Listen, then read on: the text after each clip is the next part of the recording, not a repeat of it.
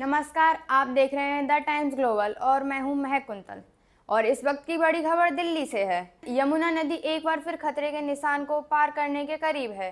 हरियाणा के हथिनीकुंड बैराज से छोड़े गए पानी के कारण राजधानी में बाढ़ का खतरा मंडरा रहा है। अगर आप दिल्ली में हैं या यहाँ आने की योजना बना रहे हैं तो यह रिपोर्ट आपके लिए बेहद ज़रूरी है। आइए जानते हैं कि क्या है ताज़ा हालात और आपको किन बातों का ध्यान रखना चाहिए।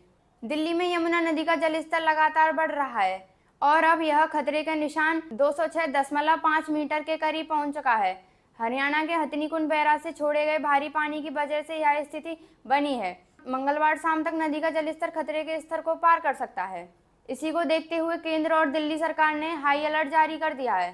पुराने रेलवे पुल के नीचे रहने वाले लोगों को हटाया जा रहा है और पुल को शाम 4 बजे से बंद कर दिया गया है। बाढ़ से प्रमुख रूप से प्रभावित इलाके हैं यमुना बाजार, मयूर विहार, लोहा पुल के आसपास, Commonwealth village, Yamuna bank metro station के पास के इलाके।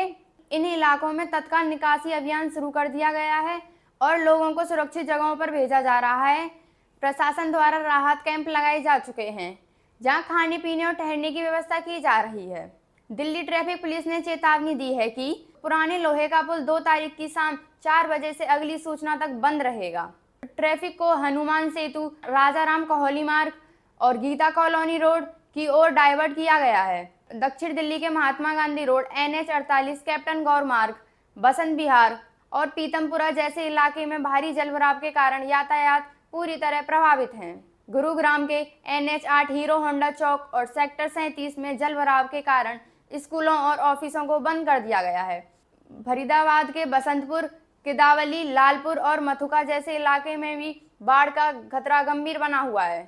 अगर आप इन इलाकों में रहते हैं तो प्रशासन के निर्देशों का पालन करें, अफवाहों से बचें, नदी के किनारे पर जाने से परहेज करें, अपने परिवार और बच्चों को सुरक्षित स्थान पर रखें। कृपया अपने दोस्तों, रिश्तेदारों और पड़ोसियों को भी सतर्क करें। फिलहाल के लिए इतना ही, लेकिन हम इस आपात स्थिति पर लगातार नजर बनाए हुए हैं। अगली अपडेट के लिए जुड़े रहिए द टाइम्स ग्लोबल के साथ।